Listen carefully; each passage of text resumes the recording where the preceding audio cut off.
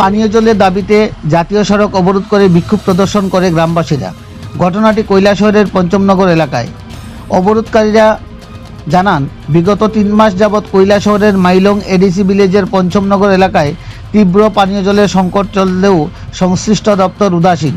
গ্রামবাসীরা কয়েকবার লিখিতভাবে এবং মৌখিকভাবে সংশ্লিষ্ট দপ্তরের আধিকারিকদের জানানোর পরও দপ্তরের পক্ষ থেকে কোনো ধরনের কার্যকরী পদক্ষেপ নেওয়া হয়নি।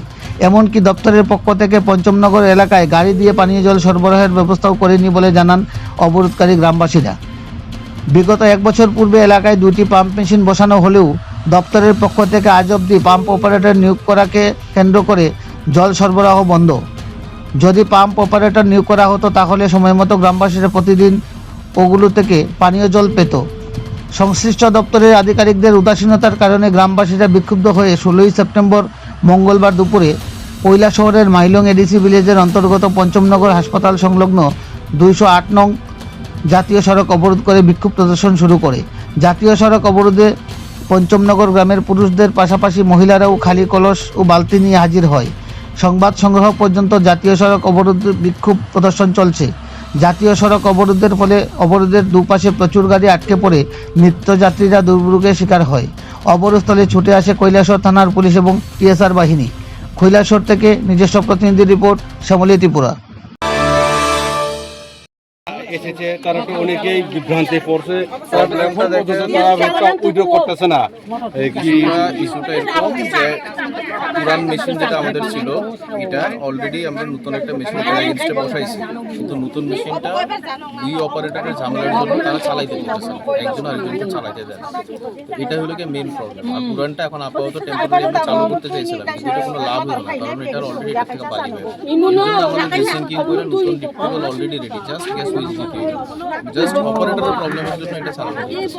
এই ম্যাটারটা অলরেডি আমাদের হায়ার অথরিটি ডিস্ট্রিক্ট অ্যাডমিনিস্ট্রেশন সবাইকে জানানো হয়েছে, মিটিংয়ে কিন্তু কোনো সলিউশন নিতেছে না।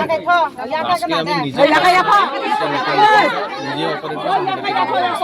আচ্ছা স্যার তারা তো এখনো অবরোধ ছাড়ছে না, এখন তারা ওই পুরান মেশিনটা ঠিক না করার তারা অ্যাকচুয়ালি জল লাগায়, কিন্তু মেশিনটা খুবই একটা নতুন আসলো একটা পুরান এখনো চলছে না, মানে বালু উঠতেছে।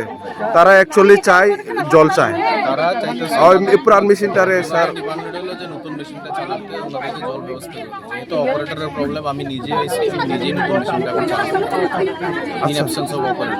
আচ্ছা স্যার, গ্রাম প্রতিবেশীদের মুখে ওনারা বলছেন 3 মাস বা 4 মাস ধরে জলের সমস্যা। এতদিন যে 3-4 মাস ধরে যে জলের যে সমস্যা, এতটুকু যে সময় লাগে, এটা ডিপার্টমেন্ট থেকে কি বলতে চাই?